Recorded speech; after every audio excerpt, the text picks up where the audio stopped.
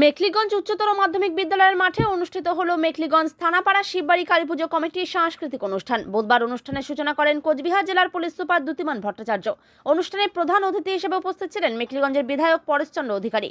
এদিনের অনুষ্ঠানে উপস্থিত ছিলেন কোচবিহার জেলার additional SP Mathabhanga Animesh Roy, additional district and session জাজ সরোজিনী ঘোষিং, বঙ্গরত্ন সুশান্ত গুহ, মেখলিগঞ্জের মহকুমা শাসক অতন কুমার মণ্ডল, মেখলিগঞ্জের বিডিও অরিন্দম মণ্ডল, মেখলিগঞ্জ মহকুমা আদালতের বিচারক সঞ্জীব রায়, মেখলিগঞ্জের এসডিপিও আশিস পি সুব্বা, মেখলিগঞ্জ থানার ওসি মণিভূষণ সরকার সহ প্রমুখ।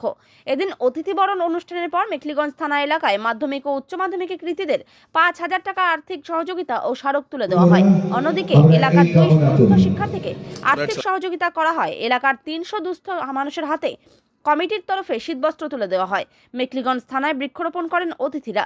এই বিষয়ে কি বললেন কোচবিহার জেলার পুলিশ সুপার দ্যুতিমান ভট্টাচার্য ও কি বললেন মেখলিগঞ্জের বিধায়ক পরেশচন্দ্র অধিকারী, আসুন শুনে নেওয়া যাক। মেখলিগঞ্জ থানার তরফ থেকে স্যার এই যে কম্বল বিতরণ করা হচ্ছে, স্যার যে মোবাইল হারিয়ে বিতরণ করা হচ্ছে, আর তারপরে স্যার ওদেরকে বাচ্চাদেরকে স্টুডেন্টকে পুরস্কার সম্মানিত করে। স্যার এ সম্বন্ধে কিছু বলবেন স্যার আমাদেরকে একটু? এই যে আজকের এখানে অনুষ্ঠান, এটা আমাদের পুলিশের তরফ থেকে সবসময় করা হয়। আজকে একটা বড় এখানে করা হয়েছে। এখানে মাননীয় বিধায়ক সাহেব রয়েছেন, আমাদের জুডিশিয়ারি অফিসাররা রয়েছেন, সিভিল অ্যাডমিনিস্ট্রেশন অফিসাররা রয়েছেন। এই সবার হাত দিয়েই আজকে আমরা যে হারিয়ে যাওয়া মোবাইল বা দুস্থ মানুষদের বস্ত্রদান এবং যারা কৃতি ছাত্র তাদেরকে আমরা সম্মানিত করে নিজেরাও সম্মানিত হচ্ছি। স্যার বলেন। মেখলিগঞ্জ আমাদের এখানকার থানা ভালো কাজ করছে, তার নিদর্শন আমরা দেখতে পাচ্ছি। যে শুধু সামাজিক কাজই নয়, এছাড়াও বিভিন্ন রকম রক্তদান শিবির থেকে আরম্ভ করে দুস্থ ব্যক্তিদের বস্ত্রদান এবং খেলাধুলা, নানা রকম কাজের মধ্যে তাদেরকে আমরা দেখি এবং সমাজের বিভিন্ন রকম কাজে তারা যুক্ত থাকেন।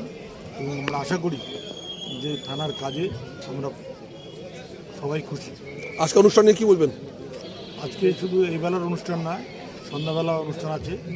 সেখানে সাংস্কৃতিক দিক তারা সেখানে পরিবেশন করবেন বিভিন্ন কলা কুশলীকে নিয়ে।